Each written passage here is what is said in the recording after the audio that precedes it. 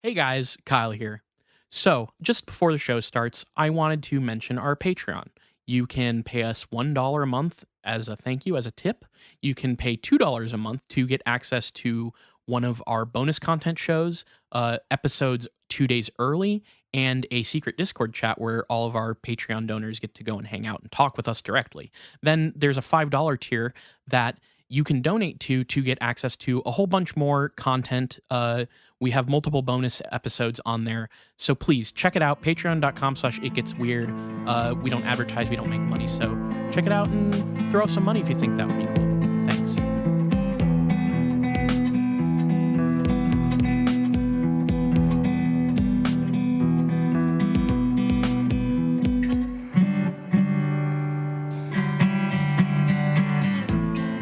Hello there, and welcome to It Gets Weird, our comedy show where we explore the unusual, the unbelievable, and the unexplained to try to make your world a little weirder.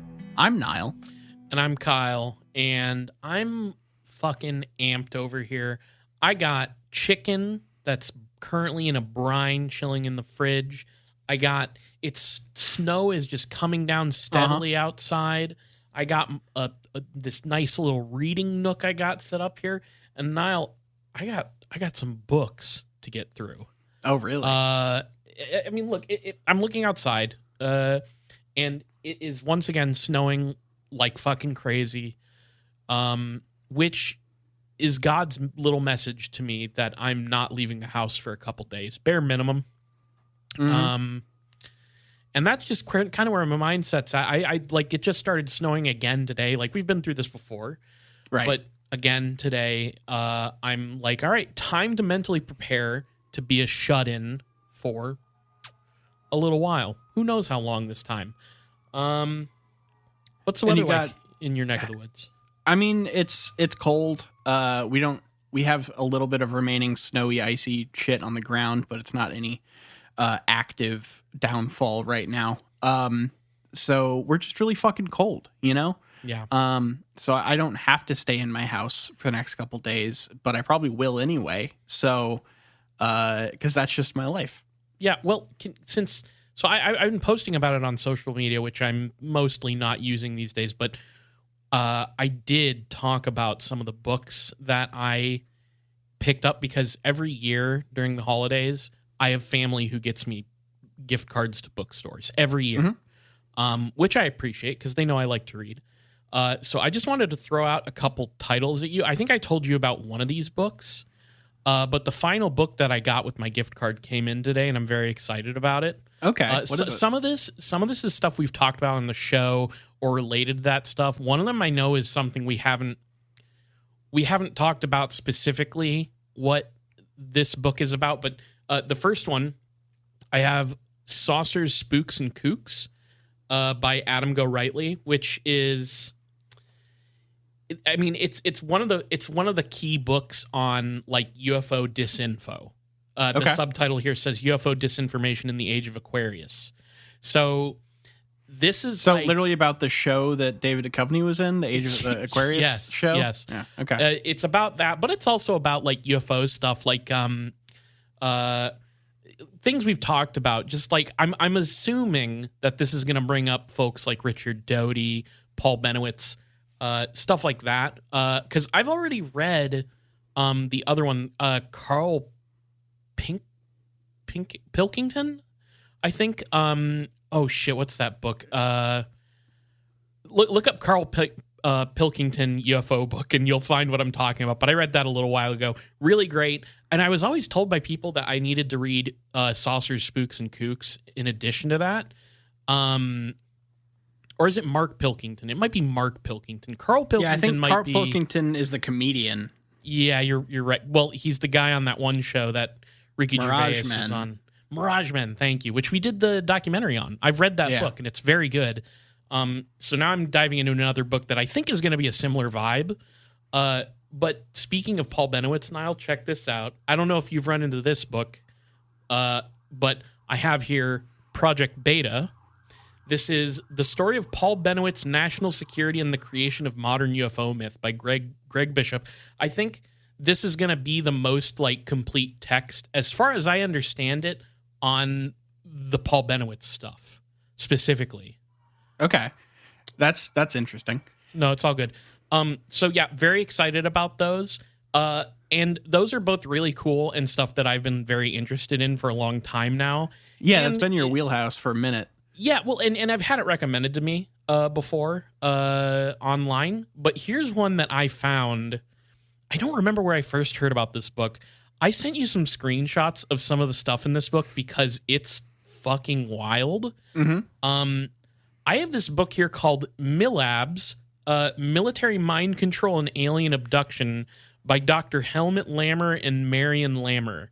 And I think what this book is about is military mind control experiments and how they relate to the history of UFOs and like abduction cases.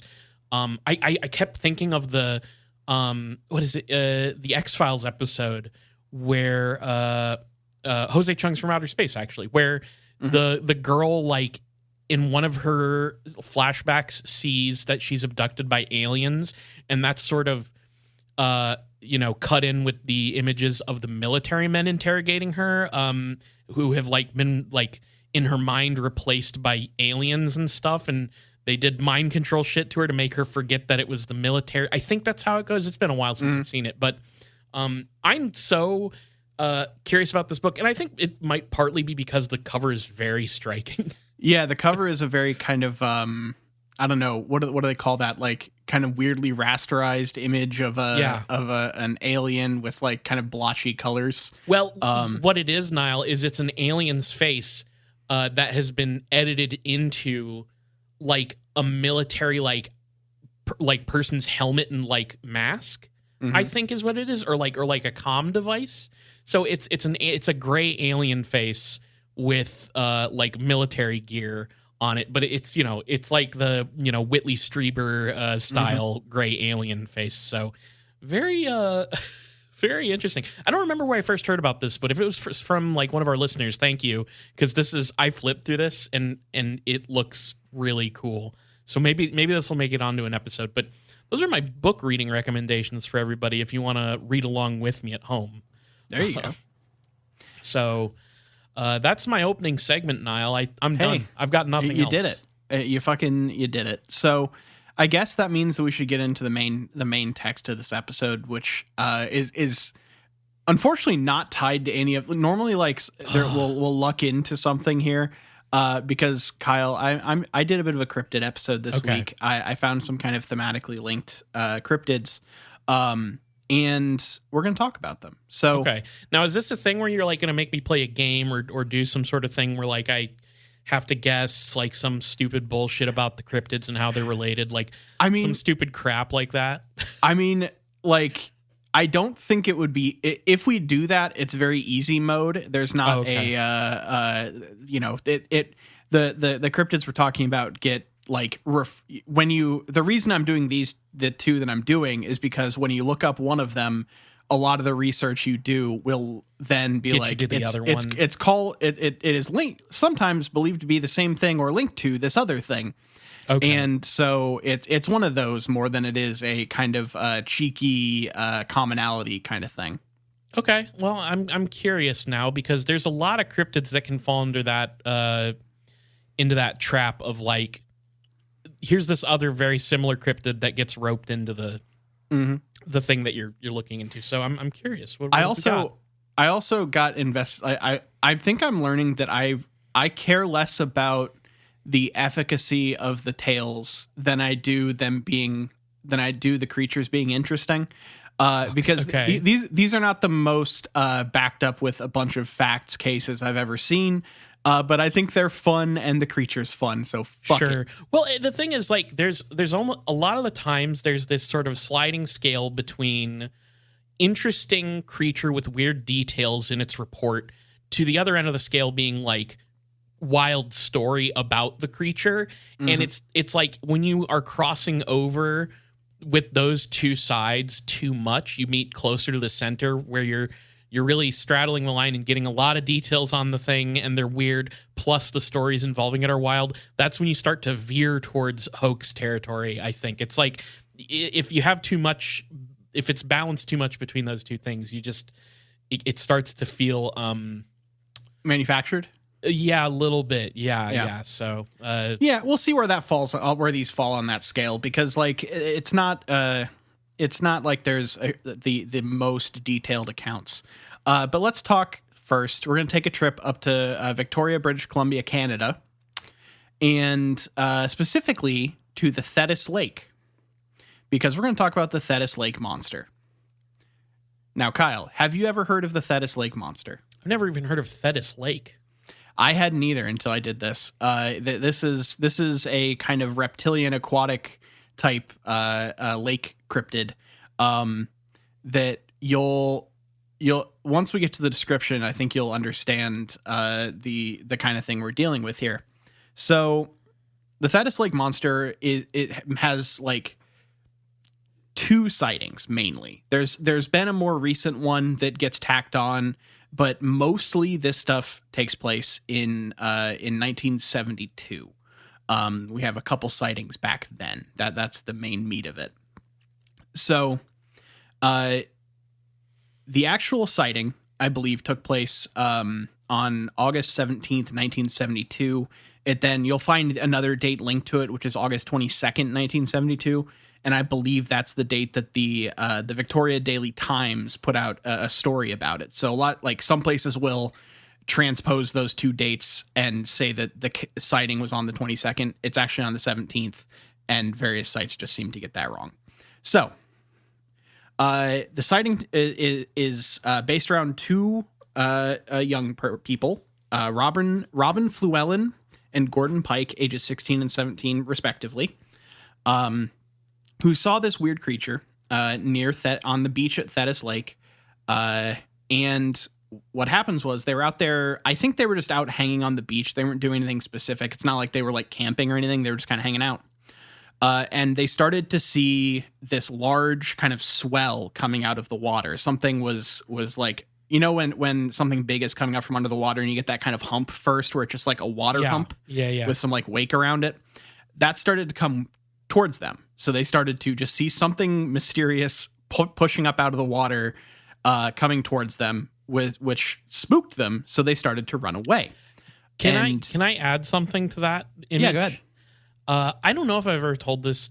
It's not like a story proper, but like when I was young, we would every once in a while drive out as a family to North Carolina, and like, you know, live near the beach, rent a thing near the beach for like a couple days during the summer. And there was one year where like the area that we would always return to by the beach would during low tide reveal a pretty large sandbar that was really fun to go and look for cool stuff that was left behind. But like you have to like go like a distance, like I don't know, maybe like half a mile of like shallow water to get to the sandbar. And then as high tide comes in, it's like, okay, the water in between the sandbar and the beach proper starts to get deeper and deeper, right? Mm-hmm. So I remember being on the like I should leave the sandbar soon timeline, and being like, I don't know, I was like maybe 10 years old. Okay, so quite young. And I hear like yelling from the beach, and like I look over and if I remember correctly, it was my parents. My parents are like waving their arms and like cupping their hands to yell to us. Mm-hmm. And I'm like, what the hell is going on? 10-year-old Kyle's like, what the fuck is this shit? What's going on? And I turn around and I look just past the sandbar, and there are fins poking out of the water, like large fins poking out of the water. Okay. And swimming kind of around the sandbar. And I'm like, oh my God, there are fucking sharks. I have to get out of here. I'm so scared. Like I panicked. So me and my sister, who's like 2 years younger than me, so she's even more freaked. We're both freaked out. We start to like kind of wade through this like water to get back to the beach. And I'm like turning to check on these fins every once in a while. And I turn to check at one point, and I finally see the fins. They surface and sort of half leap out of the water. And I go, sharks don't do that, but dolphins do. So I was safe. It was dolphins. Although, but aren't dolphins fucking vicious though? I don't know. Maybe. Probably not. Yeah. I mean, honestly, a shark's probably not a huge deal either because the water was. Honestly, at the end of the day, I was probably never in any danger in either situation. If you really want to poke holes in my story here, Niall, but. Hey, I'm just trying to. I'm trying to figure out if this is the actual genesis of your fear of open water. And maybe we can work on healing that inner child and getting you more open to that. I can tell you what started my fear of open water. It's learning about riptides made me so scared of open ocean that it's never been the same. And I was young when I learned about that. But point is, I'm just saying, when you see something big out in the water, it is alarming 100% of the time, no matter what it is. And so for a moment, my dolphins were actually sharks.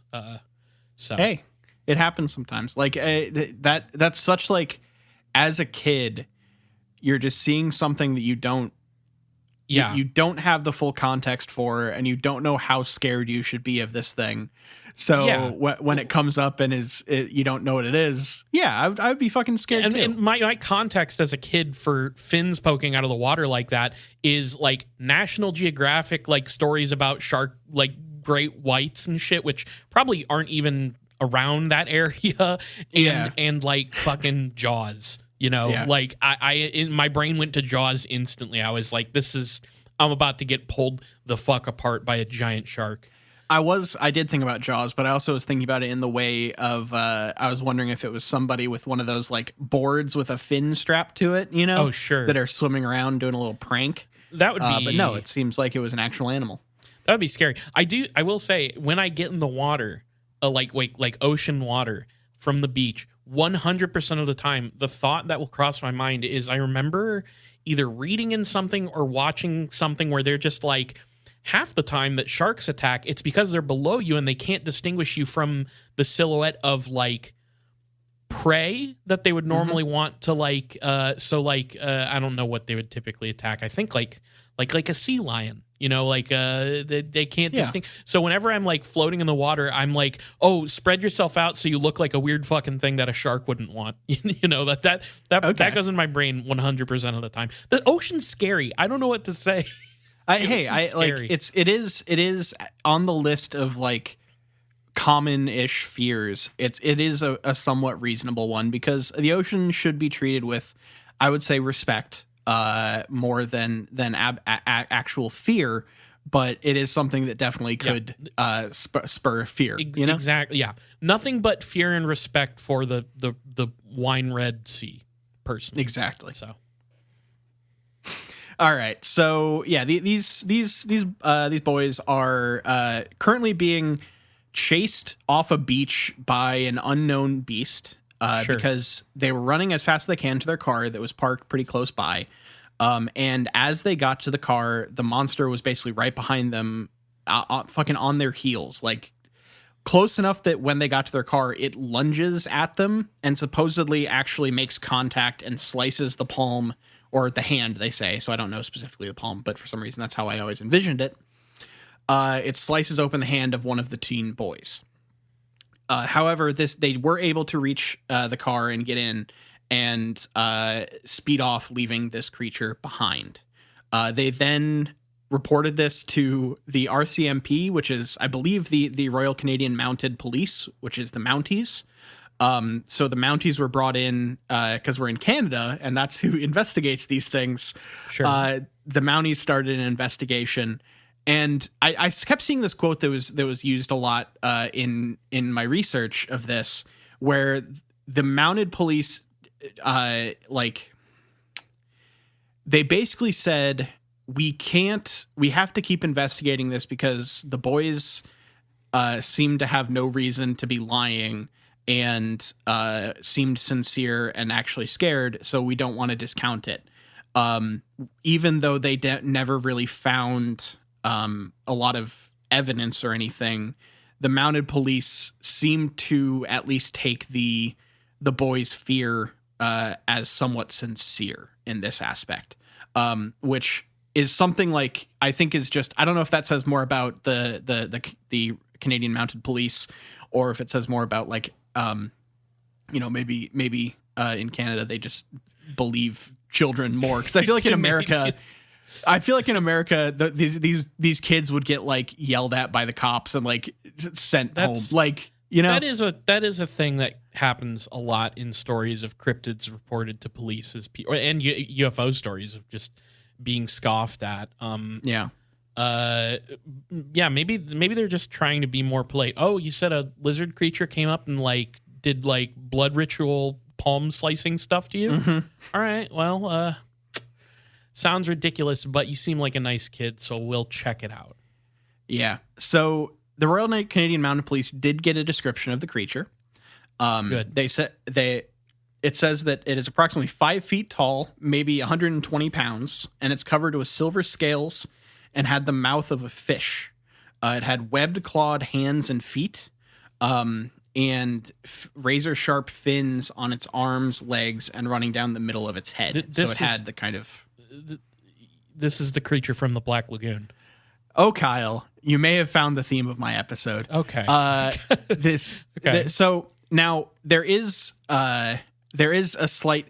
It's okay. This one specifically isn't technically the bleacher creature from the Black Lagoon, and the only reason I'm saying that is because I can tell you exactly what people think it is, and we'll get to that shortly. But you're definitely in the right ballpark. Okay. Okay. And for people who don't know, Creature from the Black Lagoon is like a famous black and white Hollywood, like I guess horror movie, right? Yeah, it was the final entry, if you count it, of the Universal Monsters kind of menagerie. Came from the eponymous movie released in I think like 1962 or something. It was like 10 to 15 years after the kind of actual Universal Monsters boom. That's important to the lore of the cryptid, but like I like the Universal Monster stuff. I think it's cool. No, definitely. You know? Are you excited for the Dark Universe reboot? I keep seeing that tweet pop up every year. I don't know if you've seen that. The one that just shows that is like that's them announcing the Dark Universe. It's all the cast members like sitting on like a couch or something, and they're just like witness the beginning of a Dark Universe, and it's like that was tweeted back in 2017. Not a lot of information coming out about the Dark Universe reboot that everybody's been clamoring over. Instead, we're getting kind of competing Lee Winnell and Robert Eggers Universal Monsters movies. Sure. Because did you see Eggers after doing Nosferatu? His next movie is a werewolf movie. And Lee Winnell did The Invisible Man a couple years ago and is now releasing The Wolfman, which is either out this week or soon. So like the Universal Monster stuff still lives. It just is. I think it's better to not try to make it an interconnected fucking Marvel Cinematic Universe, you know? Why not, Niall? I think we need to. We got to start doing Marvel Cinematic Universes for everything. Like, how would you explain the events of, say, Mulholland Drive if you don't have a cinematic universe? And maybe we could find out that Diane has like really cool superpowers, and we do a prequel. You haven't seen Mulholland Drive. I just realized that. Oh, you have seen it. I saw it years and years ago. Oh, okay. So okay, I'm not. Sorry. It is not fresh. Okay. Then let's maybe Eraserhead. Sorry, I've been watching a bunch of David Lynch films. Yeah, maybe. like I'm much more fresh on both Blue Velvet and Eraserhead. Yeah, so like we do an Eraserhead expanded universe, universes unbound or whatever they call it. Eraserhead baby, the sequel or prequel. What happens to the baby after it grows into a big fucking monster and its guts explode everywhere? Like we need to know, I think. And yeah, I think we do. And like, well, I mean, what were the powers? Like, did it have a psychic power that was binding its guts inside of its little cloth swaddle that hey, yeah, I just need us to finally get around to the Lady in the Radiator movie. There has to be an origin story for what she's about, how those cheeks got so big, and why she's hanging out in a little performance area inside of a radiator. In heaven, not everything is fine. Yeah. That's the the pull quote. And she's like fucking fighting fucking CGI robots and stuff. How can we get the lady in the radiator to have some sort of beam based power? Because she you does like need that beam nowadays. Yeah. You know how like you focus the lens of a camera like with this movement with your index finger and your thumb? Maybe she does that on her cheeks and she goes cheek beam and like fires it out of her cheeks and it's like a beam.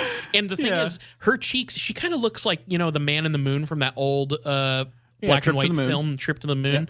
The face of the moon kind of looks like that. Mm-hmm. So maybe she has like moon powers and she shoots like a moon beam.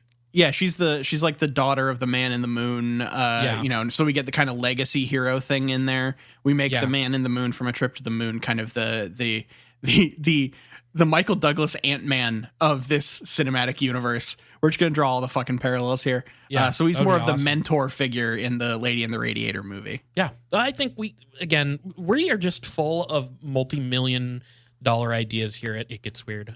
This is multi-tens of dollars of ideas. I think we're in the millions at this point. Yeah, frankly, yeah. Okay. We'll talk to Paul Hollywood. Yeah, Paul Hollywood. Is that the guy? Great British Bake Off judge. Shit. Okay, sorry. I thought he was like the guy who ran the place. No, you're looking for Paul Feig. Is that his name? Sure. Because there's the guy that directed the Ghostbusters reboot. Who and like Bridesmaids and shit, and then there's the guy that runs the Marvel Cinematic Universe, and they're both similarly named, and I can't fully remember which one's which at the moment. I got a David Lynch has passed, and now it's time to just really empty out his coffers and cash in. And I'll get Kevin Feige on the phone. Kevin Feige. It. Paul Feig is the comedy director, and Kevin Feige is the Marvel Cinematic We'll get him on the phone and say, hey. Multi-million-dollar idea, $1 billion if you play your cards. Lynch right. World is our overarching title here. We're gonna start all that fucking merch before the first movie comes out, and you're gonna be seeing it at Goodwill for years to come. So, the second sighting that kind of ties together with the Thetis Lake monster happens approximately 4 days later. So on the 21st, that would be. Yet again, it's from two young boys. This time, 14-year-old Russell Van Nice and 12-year-old Mike Gold were on the opposite side of the same lake where the original sighting took place. And they said that they were hanging out on that beach, and they said that it, quote, it came out of the water and looked around, then it went back in the water. Then we ran. Its body was silver and shaped like an ordinary body, like a human being body, but it had a monster face and it was all scaly with a point sticking out of its head and great big ears and horrifying eyes. And they also got involved with there was more of an investigation with the mounted police who eventually did close their investigation upon Kyle. This is the actual in record of the Royal Canadian Mounted Police. This is the actual claim that is made for what this was, which is like, I don't think that this is actually a cover up, but it is the most cover up-y thing I've come across in a fucking cryptid story in a while. Sometime after these two sightings, there was a man who was calling into the police saying that his pet tegu lizard had escaped the previous year. And he lived somewhere around the area of Thetis Lake, not close, but not like right on it or anything, but it was like in the general county or whatever. And so supposedly this tegu lizard, which is like a kind of like a monitor lizard. It's like a pretty like 2 to 3 foot long, maybe even a little bigger than that, but it's not person sized, you know? No, most lizards aren't. Yeah. And this had supposedly escaped the previous year, meaning it had to have survived an actual Canadian winter outside to then be a creature inside of the water to scare these children. Okay. You know? Yeah. And so the official account of this story is that it was an escaped tegu lizard that had been living in the wild for months, that happened to then come up out of the water and scare these children. Okay. I don't think that this creature, I'm not saying this creature is real. I'm just saying if these sightings, one of which has a caveat, is anything, it wasn't a tegu lizard. Sure. I mean, so so this is, you're saying that explanation is the one that's like documented. Correct. By that the is Mounties. Okay. the Royal Canadian Mounted Police report lists the explanation for this as an escaped tegu lizard. Now let me try and think like a Canadian here, which I'm gonna, I say that, but I'm gonna also just throw it out there. I don't think I'm gonna be very good at thinking like a Canadian. But let's do this little thought experiment. We're the Mounted Police Force. We're fucking awesome. We go around on horses and do police shit. Much harder to like like Grand Theft Auto our vehicles. I would assume. I don't know, or maybe is it easy to steal a horse? I guess it depends on where the horse is, and it depends on the horse's temperament and personality. Yeah. Okay. Like, I don't think I could steal a horse, but if someone had skills with horses, I think that you could do it. You know, I think I could. I guess I'm just trying to I'm just trying to cover all my angles here, because like if I'm with the mounted police force, I'm thinking, could people steal my horse? What's my horse's how's he been today? Has he been kind of grumpy? Has he been in a good mood? Did he get enough oats this morning? So I'm just thinking there's a lot of, I guess what I'm saying is there's a lot of factors to consider here. Now, we already kind of established, Canadians are, I guess they're polite or whatever is the idea. That's the stereotype. Yeah. That's the stereotype. So, I'm a stereotypical Canadian. I got a horse that I feed oats to, and I'm doing police shit on it. And I'm very polite, and these two kids come running up to me, talking about lizard men that are attacking them. And I go, well, I don't have the heart to tell them they're fucking stupid. And I'm thinking to myself as a Mountie, if I was a cop down in America, I'd tell these kids to go fuck themselves. I'd be like, you sound fucking stupid. There's no lizard people there. That's the kind of, that's, so on top of that, I sort of have a resentment in a way of like, oh, I can't get away with all the shit that American cops do. I'm not as, I don't get to, abuse my power as much. Abuse my power and be a fucking freak for no reason to teenagers who are probably doing a prank.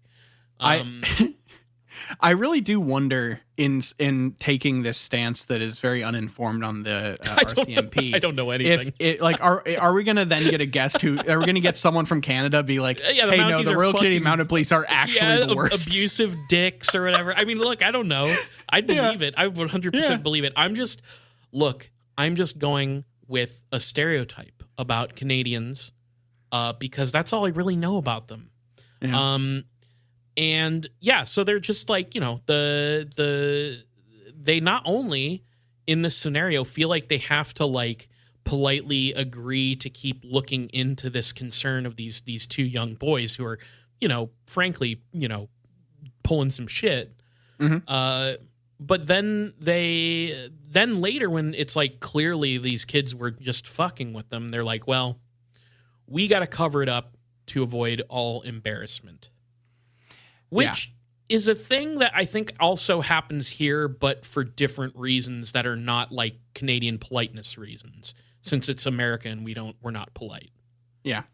And that's my conclusion. Okay. I mean, I think that's reasonable. Do you want to know what my conclusion is? Before you get to your conclusion, I'd like to make one more statement. Okay. If you don't mind. I would like to apologize to the Canadians. I would like to say I'm sorry for what I just said. I didn't mean it. I don't actually know anything about the Mounties. I don't really know anything about what maybe Canadians are dicks. In fact, I think that maybe I'm coming from a place of ignorance. Ignorance, yes. Thank you, Niall, if you want to use that word. But I was going to say, patronizing to assume that Canadians don't have the propensity to be total dickheads, and I apologize. Canada, you are dickheads. There you That's go. my statement. And that's the progressive take. So there's So what there's are you thinking? So there's a couple kind of postscripts to this. Sure. In the 80s, this case was documented by Lauren Coleman. So you can find okay, cool. He went in and kind of confirmed some reports and stuff and just kind of did some follow-up. But I don't think he drew a lot of actual like conclusions. He just kind of was documenting the case.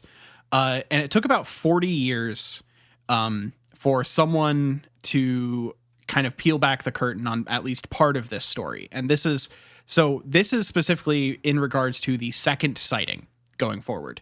Okay. Not the first sighting, but the second one. There's a guy named Daniel Loxton, who's an editor for a magazine called Junior Skeptic, which is exactly what it sounds like. And this guy tracked down Russell Van Nice, one of the people who, along with his friend, saw the second sighting of the Thetis Lake monster. And the guy basically just admitted that he and his friend Mike made up the entire thing for the second sighting. Gold, the other guy, Mike Gold, was famous for being a habitual liar at the time and kind of was a showboater. It's not a thing you want to become famous for. Yeah. And Loxton was actually able to track down that a week before the initial sighting, so a week and 4 days before the second sighting, there was a local TV station had broadcast a movie entitled Monster from the Surf, also known as Beach Girls and the Monster, which features a creature very similar to one that was reported as the Thetis Lake monster. So that's why I said it's not specifically the creature from the Black Lagoon, despite that being the kind of shared ancestor of both of these things. Yeah. It is technically a monster from a different movie called Monster from the Surf. Which I now kind of want to track down some stills of and see if that movie is easily available, because I would be curious what that looks like in the thing. And this led to a quote that gets cited a lot from Daniel Loxton, I believe, in the Skeptics Junior Skeptic magazine article, kind of debunking this whole thing, where he says he's asked why this tale seems to persist, and he says because, quote, cryptozoologists don't do their homework. That's not totally fair. Not every cryptozoologist that's painting with a bit of a broad brush, but some of them, that's. Well, here's the thing. That is definitely something that is painting with a bit of a broad brush, and there is somebody who eventually did get to kind of rebuff that from the cryptozoologist side, because there's a modern sighting of the beast. As recently as 2006, there's a post by a man named Jesse Martin. In a post dated November 1st, 2011 on a message board about cryptids, that said that as he was leaving the lake, he saw a man running towards him who lunged at his passenger's side door and hit the handle of the door as he pulled away. And when he got back to where he was staying, he went around and looked, and there were these 5 scratch marks on the door and patches of fish scales that were stuck in the scratch marks. And when he's asked about the debunkers stuff, this guy claims, my response to the debunkers is simple. It's easy to deny the existence of something if it doesn't fit into our concept of what is real and what isn't. It's difficult to come forward and admit you've actually had an encounter with an unknown creature, knowing you'd be in a position to be attacked. So we have a bit of a back and forth between the cryptozoologist community, and the debunker community on this one, which I always enjoy. Okay, whatever. I think unfortunately that like kids coming forward later and being like, yeah, we made it up, and also there is a movie filming a creature feature there. Like that's a bit rough for the for the pro fish. But hey, that was case. That was the second sighting. So the first sighting kids never recanted and have continued with their stories as they've grown, supposedly. However, okay, so that's the Thetis Lake monster. I ended up finding there are a couple other cryptids that very much resemble the creature from the Black Lagoon. One of which is actually, there's one that's in Indiana, called the Green Claw monster. Yeah, I've heard of this that guy. I think we've talked about a little bit before, but might end up throwing him into another episode in the future. But I decided to look into the one that's most commonly name checked when looking around this kind of area. And that is Ohio's Charles Mill Lake monster. Okay. Charles Mill Lake. I may have been to Charles Mill Lake. It's supposedly in Mifflin, Ohio, which is approximately 100 miles away from Loveland, where the Loveland Frogman was. Sure, yeah. Now, this one is, people lump it together a lot, and I see why that is. Like, I understand why you would do that, because the sightings are they're both kind of amphibious. They both have this kind of creature from the Black Lagoon-y thing, but this one almost feels more swamp thingy to me. Okay. Partially because it's fucking massive, and it also doesn't always have arms, or it doesn't have arms. It just has like shoulders and like the absence of arms, like kind of like a bust statue, you know? Yeah. Where it has the shoulders and then it cuts off at about the base of the shoulder. And this one supposedly has these very bright green eyes and webbed feet. Supposedly this thing's like a fucking 11 feet tall. Okay. So we're dealing with something slightly different here. And there is in this fucking this tangled web we're weaving of cryptids here.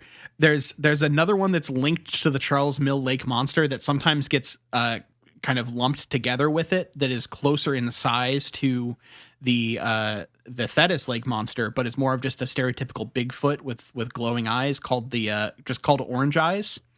And so if you look up the Charles Mill Lake monster, you will also see it related to the orange eyes, because they both exist in the same place. All of the sightings have taken place near Mifflin, Ohio, at the Charles Mill Lake Reservoir. And so most people will say these are two different cryptids, because they're very different in size and everything. But you will see places that conflate the two and kind of link the sightings, because some people can't really. Some of the sightings are nebulous enough that you could kind of link it to either cryptid. Sure. You know? Yeah. So you kind of get a little bit of a twofer here. So just for some background, because it will come in a bit later, this reservoir was created in 1935 by damming the Black Fork of the Mohican River. This is kind of nestled halfway between Cleveland and Columbus, and is known for its abundant catfish population.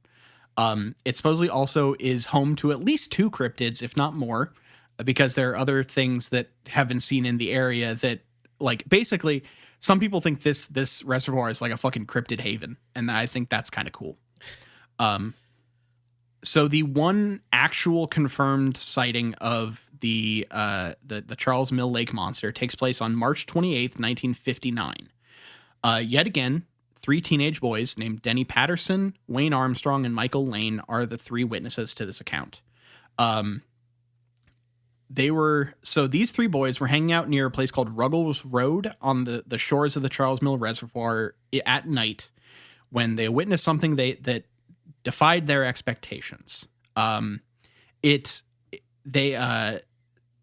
forget where I found this, but supposedly Ruggles Lane is like the lover's lane in the area. Nice. So like they were trying, I don't know, maybe that's why they were hanging out there. I guess it's like a teenage hangout for that reason. Perfect place to go make out when you're a teenager, and perfect place for a cryptid to attack teenagers. Mm-hmm. And so they, much like the Thetis Lake monster, this thing just came up out of the waters and started to come after them straight from the water. They described it as like in this account, they described it as about 7 feet tall, and as an armless humanoid with luminous green eyes and large webbed feet. The boys were shaken by this thing coming out of the water and ran from the scene and immediately went to go report the thing to the police. Upon hearing about this, a bunch of the local authorities got basically a group of people to go down and to see what all the fuss was about at the lake. They combed the whole area. They did some investigation and everything, and they were able to find a set of tracks on the shoreline that look a lot like the footgear commonly worn by skin divers. So people who dive without like a wetsuit and stuff. Sure. So did you see what year this was? Yeah, 1959. 59. Okay, my bad. I missed that somehow. You're good. March 28th is the initial sighting. So there is some, quote, physical evidence to this sighting with these weird big feet tracks. But like there's also some reports that I never saw like corroborated that like the townsfolk put together what was referred to as a posse to try to go out and hunt this beast down, but they of course they never found it to kill it. But like supposedly this was one of those where like some kids were threatened, so a bunch of the guys in town grabbed guns and ran into the woods. But I yet again did not see confirmation on that. It's just a thing that is in certain sources will say that happened. There's only been like one, depending on who you ask, the sightings after this first one get a little tenuous because people have seen things around this lake quite a bit. But whether it's orange eyes, whether it's the Charles Mill Lake monster, or whether it's just like basically Bigfoot or whatever, really comes down to how you view these sightings. Because like Orange Eyes has like 2 confirmed sightings, but then there are like 4 or 5 other ones that I've got that we're probably not going to get deeply into any of those, that are just someone seeing weird shit in the woods, or like someone in their house that's near this area getting a lot of weird noises and their dog is barking into the woods and they see something weird in the woods. So basically if you dig into this area, there's a lot of sightings of something. But the confirmed sightings for these 2 things are kind of minimal as to which ones are which, you know? Yeah. Does that make sense? No, that makes sense. So in general, this place just like puts people on edge a little bit if you care about cryptids, you know? Yeah. The owner of the Charles Mill Marina, Bob Schradley, says that it's not really something that he worries about. It's not something that he's really concerned with. He said when asked if he's heard a bunch of locals talking about the creature, he says, "Not really. I can't remember if someone honestly has. It's something I wasn't terribly aware of until I read the sign." Because supposedly they put up a sign as like almost like a plaque more than like an actual warning sign, but someone put up like a thing commemorating the sighting of the Charles Mill Lake monster. And the guy that owns Charles Mill Reservoir was just like, "I don't know what that is," until they put a sign up. Okay. That's works out. I'm actually, I gotta be honest with you. I pulled up Google Street View shit and satellite views of this lake. I could get there. So I have family out in Cleveland, and I'm thinking maybe I gotta take it's like a little over an hour out. Maybe I go take a look at this cryptid zone. Seems kind of cool. Yeah. But sorry. I mean, you got to go see what you can find. Because, like, so supposedly Lauren Coleman did go out and do some research on the area in his book, Curious Encounters, published in 1985. He wrote about the monster in that book. He did say, this is a quote from Lauren Coleman's book, "The thing was seen again in 1963 and described as luminous and green-eyed. I examined the site of these encounters and can testify to the Charles Mill Lake's swampy affinities. Certainly a good home for a Black Lagoon beast." So even Lauren Coleman is tying this thing into the creature from the Black Lagoon as like an identifying marker. And then, so just a little bit about Orange Eyes, because we're in the area and I think it's fun. The Orange Eyes is supposedly bigger. That's the one that's like 11 feet tall. I think I might have said that wrong earlier. Yeah. So this one is supposedly approximately 11 feet in height and weighs approximately 1,000 pounds. So it's a big fucker.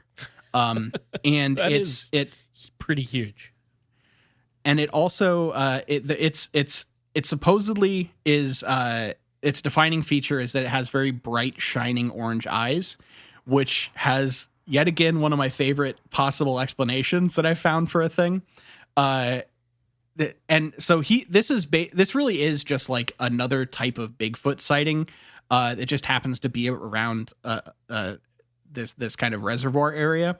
But the part of the lore that I really liked in talking about this is that like supposedly Orange Eyes was pretty docile until about the 1940s. It was people that are into this thing think that he took this Pearl thing Harbor personally, maybe, or yeah, that's what it was. He saw that we were entering World War II and got really pissed. Supposedly a highway construction crew was working in the area in the 1940s, and it supposedly destroyed the animal sanctuary where this thing lived. and it was forced to move into the wooded area near Charles Mill Lake. And that is where it had to be around humans more often, and led to a distinct turn in its attitude where it started to attack people. So you've got recorded sightings of this thing in like 1968. You've also got one in a little bit in 1963. This one is mainly in the 60s, so it's a couple years after the original Charles Mill Lake monster one. And yet again, it's all of these things are basically a group of kids saw a thing and it chased them away from the lake. That's literally the sightings again and again and again. So if you're in Ohio, don't hang out near lakes with a group of similarly aged children, because you might get chased by some type of web-footed beast. I mean, maybe do that if you want to see a web-footed beast, because like it sounds like that's the condition to draw them out, I guess. Yeah. So if you do want to see them, then get like, if you're a teenager, you can go ahead, get a couple of your teenager friends and go out and maybe drink some Tab soda near the lake or something, and swap some spooky stories until he shows up. Yeah. And get some photos. That would be great. There's no photos of this thing, yeah? No, there's no. If you go around on the Wikipedia or like on the various wikis and stuff, a lot of the art they used for both of these creatures, not the orange eyes as much, because a lot of people just use Bigfoot art there and give it like shiny eyes, but the Charles Mill Lake and the Thetis Lake, they will just be posting pictures of fan art of the creature from Black Lagoon or Swamp Thing. Yeah. And so you'll just see all sorts of drawings, and it's like, oh, I think that was a cover to an issue of Swamp Thing. Yeah, oh, and you just like 11. zoomed in on the face. Yeah, like, yeah. So I really did enjoy that. I love when an alien or a cryptid is literally just like, oh yeah, I saw this movie and decided to say it was real.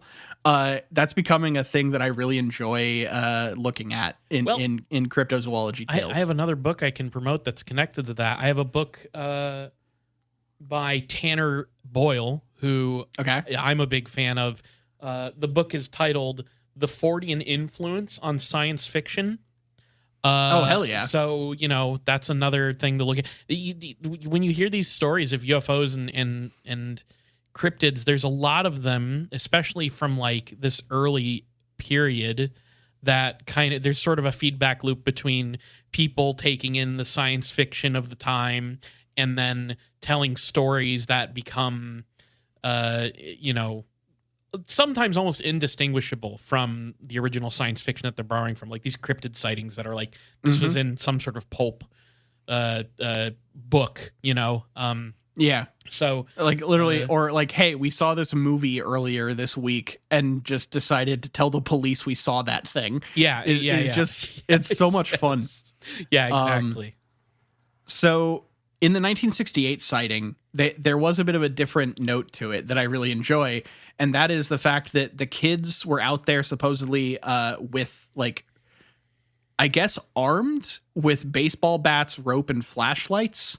So they tried to hunt, like tried to like chase this thing down. And so this is just like a group of young teenage children with like, it feels like an episode of like a Nickelodeon show where it's like, there's this creature and all of the local town kids are going to try to go like corner it with baseball bats and like capture it. Are you thinking of Doug the movie? Is that what the Doug the movie is? That what Doug that is? I just this shit. Oh God! I was just talking more generally. Sure. Yeah, go ahead. Well, okay. So there's something severely wrong with my brain where I have the best memory for animated shit that doesn't matter at all.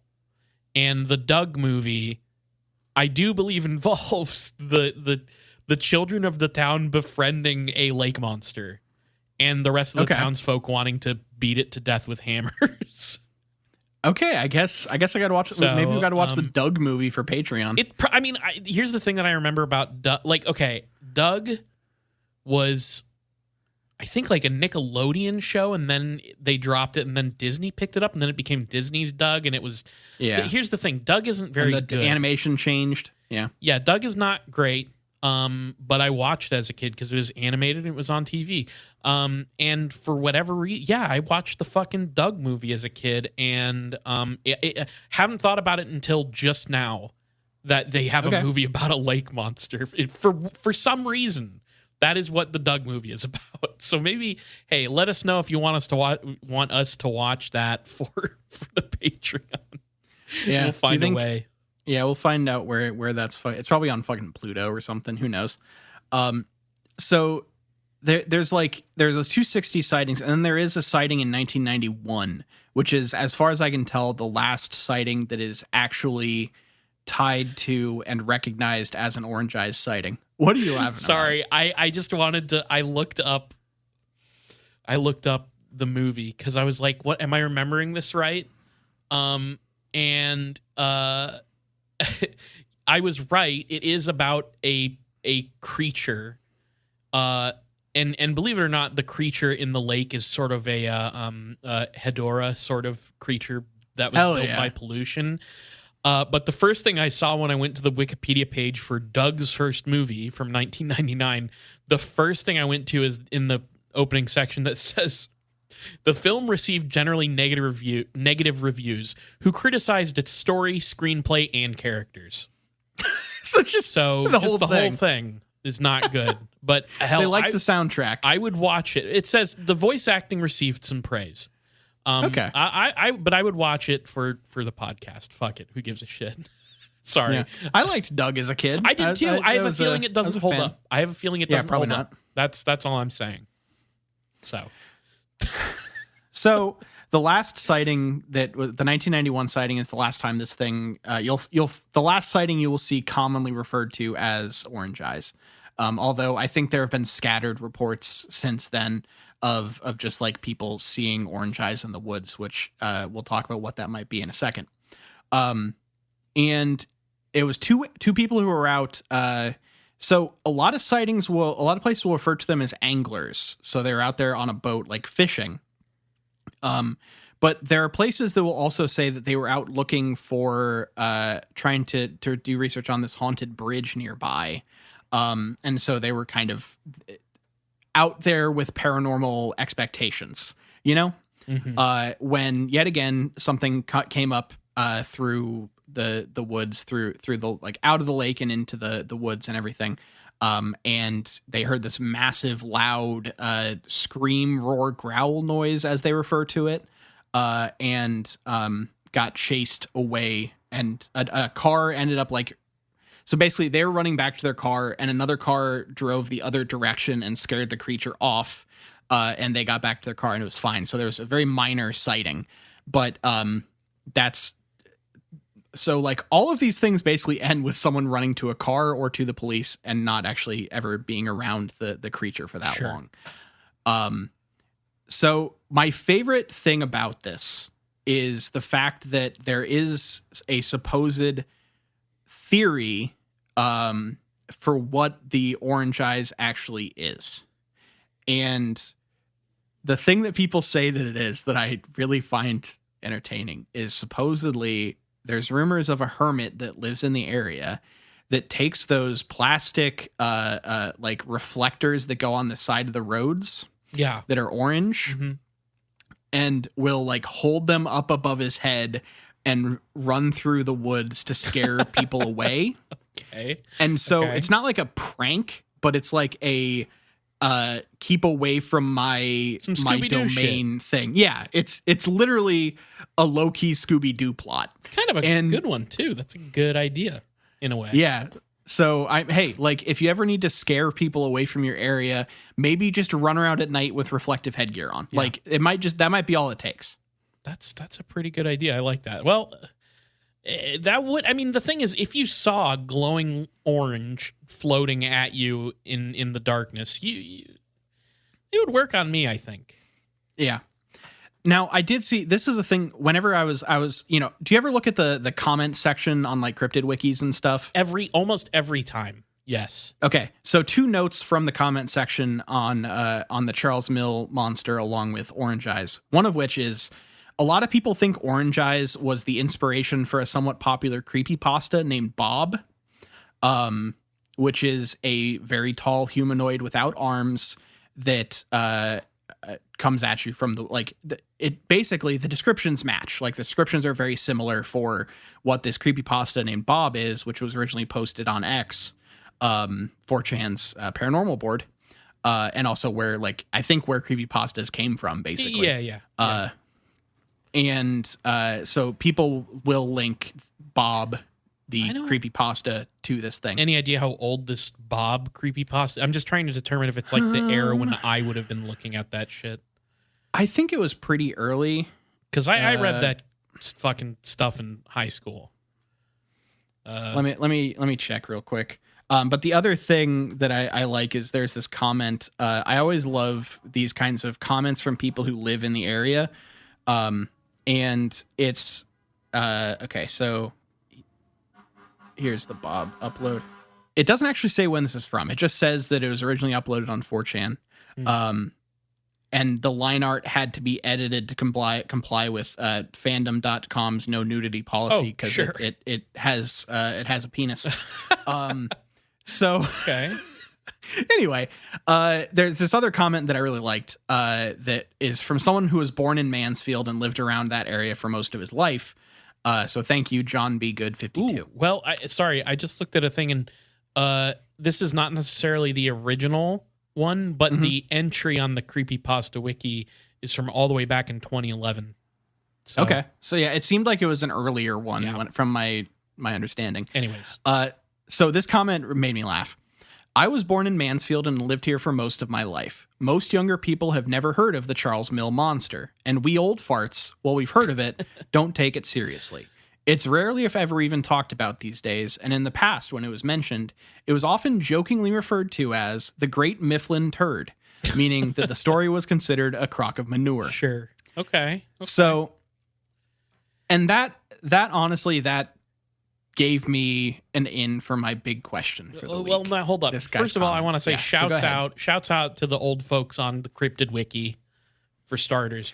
Can I hit you with a couple more Doug facts? Because Oh, sure. this Yeah, is give now me the a Doug thing that facts. I'm doing. So Roger Ebert gave the film 1.5 out of 4 stars, quoting, "Doug's first movie is a thin and less than thrilling feature-length version of a Saturday morning animated series, unseen by me. Chatter on the web suggests it was originally intended to go straight to video, but was rechanneled into theaters after the startling success of the Rugrats movie. Since Doug originally Interesting. started on Nickelodeon, where Rugrats resides, the decision made sense, or would have if this had been a better movie." Get 'em. Awards and nominations. The film was nominated for a Stinker Award. Is that a real thing? For apparently a Stinker Award. The Stinker Bad Movie Awards was a Los Angeles-based group of film buffs. Okay, it was nominated for. So it's like a low rate Razzies. I guess so. Jesus. It was nominated for a Stinker Award for Worst Achievement in Animation, but lost to Pokemon the first movie, which Damn. I loved as a kid. I have not seen it since I was a child. Bad year for things called the first movie. I guess so. But here's my favorite little tidbit here. The film, along with Disney's Doug, was released on Disney Plus on November 12th in 2019, its first day of release. This used a new transfer of the film sourced from the master print, allowing the end credits to be seen at their intended speed. So What speed were they? I don't- had you they know, been in before? I don't know. I don't think I have my copy of Doug's first movie on VHS from when I was a kid anymore. So I can't tell you. But if we want to see it, if we want to see Doug's first movie as it was intended to be seen, we can catch it on Disney Plus. Right now. in the director approved print. Yeah. Anyway, sorry. Those are my Doug facts. I'll keep pulling out Wow. some Doug facts for the rest of It Gets Weird's life. So Okay. I'll come up with a bunch more. Yeah, give me some stuff about Judy Funny next. She was always fun. You want to hear about Patty Mayonnaise first? Fuck it. Yeah. I don't know. I don't have. We're out of Doug facts for this episode. Oh, okay. Later. Okay. Okay, so we'll cool it on the Doug facts for now. Do you want to talk about a big question? Yeah, I do. All right. So if you were to have grown up in the stomping grounds of any cryptid you'd liked, what is your jaded, dismissive, jokey name for the creature that you'd use to make fun of it at the local watering hole? Oh, okay. I see. Because like we got the Great Mifflin Turd here, which I think is a very fun one for the Charles Lake Monster. So I was trying to think through this and come up with some, I guess, shitty, pithy nicknames for cryptids. You are telling me to come up with slurs for cryptids. I get it. I guess. Yeah. Um, Yeah. That's kind of what we're doing here. I mean, I hate to like. I realize it's like one of the most obvious answers, but it is also the one that I think entertain the most. If I'm being honest with myself, West Virginia, where Point Pleasant, where Mothman resides. First of all, it's so pretty out there. So it'd be like kind of cool to be around there. And those are Mothman's stomping grounds. But I'd have to call him some shit like Old Dust Face. He's got like moth dust, presumably. Okay. That's the thing that never comes up with Mothman stories is how moths have like dust on their wings. So I think that like we could really poke fun at him if you like accentuate the things about him that are most mothly. Oh, Mr. Big Antennas. There you go. Fucking dusty ass. I don't know. Look, here comes the foul omen himself, old Dusty Face. Yeah, that's what we kind of talk about. That's how we talk about him. He gets it though. He like kind of is down with it. But like if he were to like, he'll come into the office like, oh, that's pretty funny, guys. But like on the inside, it kind of hurts. Yeah, he's crying. Yeah, I gotcha. See, so let me just run one by you real quick. So you remember there's the cryptid, the Dover Demon. Of course, remember I couldn't possibly forget the Dover Demon. So I was thinking we should call that thing the Dover D-bag. I was gonna say the Dover Dickhead. Yeah, that's also the Dover D-bag.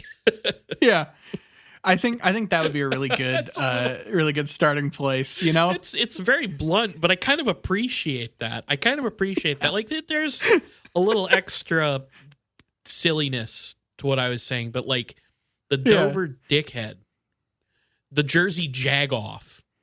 There you go. Really we could iterate on this idea. I like it. I think we could. Bigfoot, the Bigfoot dipshit. I don't know what that means. It's really good though. Look, I think because like what's better than a nickname that just adds words? Yeah, exactly. Like we'll just call them the Fresno Nightcrawlers who suck. The Fresno fuckheads. Yeah, exactly. Good. That's good. This is basically just doing we're doing light heel work in wrestling to the local sports teams here. That's the level of big question I made here. I like it Jesus though. I don't Christ. think we've ever got. I felt like I got to exercise a sort of creative part of me that I don't always get to exercise by doing that. The Fresno fuckheads, Dover dickhead. That's good. Yeah. All right. So we'll leave. The episode will not be called the Dover D-bag. All right. Nah, you're calling this one Doug Facts. Yeah, honestly, that probably is the case. So, do you want to take care of some business? Yeah. All right. So if you want to follow us on social media, we're on Twitter at IGW Podcast. You can follow us on Facebook.com/ItGetsWeirdPodcast. And we're on all your favorite podcatchers. If you listen to podcasts somewhere, look up It Gets Weird, and we're almost certainly there. You can also now follow us on Blue Sky at It Gets Weird. We're posting there now because I am trying to use Twitter as little as possible. And what the hell? I don't think I've ever said this, but I'm on Blue Sky at Akashic Access. So just Google how to spell that. So you give us a follow there. We also have Twitch, twitch.tv/itgetsweird, where poor Colin was out with the norovirus this last weekend. So we didn't get to stream this last weekend, but we'll be back again real soon. So give us a follow there if you like. We like to play video games and hang out with the chat in there. And then email us at itgetsweirdpodcast@gmail.com if you have a story or a comment, or maybe we got something wrong. Every time I do one of these stories about these like spooks, like the CIA guys, I just like assume I got something wrong about like a historical fact. So look, feel free to let us know we did something wrong. We'd love to know. We'd love to get corrections if we fucked up. So, but even better than that, a story would be great. A story about a UFO that you maybe encountered or a cryptid you saw. or even a ghost that's haunting your house or whatever, please, we love to hear it. Just let us know how we should address you. And if your story or whatever is good, we'll read it on the show. We'll give you a shout out. But most important, check out patreon.com/itgetsweird. We have the best bonus content on Patreon. There's a $1 tier that's just the tip tier, basically. At the $1 tier, you're just saying, hey, thanks for doing what you do. Here's $1. Here's a tip. But if you want the bonus content, we have a $2 tier and a $5 tier. At the $2 tier, you get the bonus show, It Gets Weird TV, where right now Niall and I are discussing Neon Genesis Evangelion. We're like over halfway through the series now. True. When you are subscribed at this tier, you also get to vote on what show we watch next. It's all picked by listeners of the show. We've watched a bunch of other good stuff in the past, the X-Files, Project Blue Book, lots of fun stuff. So please check out the $2 tier. But if you want the most bang for your buck, you're going to want to check out that $5 tier. You're going to get bonus content every week because we have another bonus show called The World of Weird, where Niall and I talk about whatever the fuck we want to talk about. Anything that's on our minds, we just say it. And it's been a lot of fun. But whether you donate to the $2 tier or the $5 tier, you get access to the main show 2 days early on Friday instead of Sunday on your own private Patreon subscriber feed. And you get access to the Discord where we're hanging out, chatting with viewers directly. You can hit us up in there and chat with us. Hey, Niall, Kyle, I saw this weird fucking story. This Bigfoot sucked off another Bigfoot and they got it on film. Let us know. We want to see it. We love talking with people about that stuff. If you don't get an invite through the Patreon to the Discord, send us a message if you've subscribed. Say, hey, I didn't get the invite. Can I get an invite to the Discord? Just let us know because that stuff's wonky for technical reasons. But if you can't donate, tell your friends, tell your enemies, tell your congressman all about It Gets Weird podcast. All right. Thank you all for listening. Thank you for continuing to support the show. This has been It Gets Weird, and I've been Niall. And I'm Kyle signing out. Peace.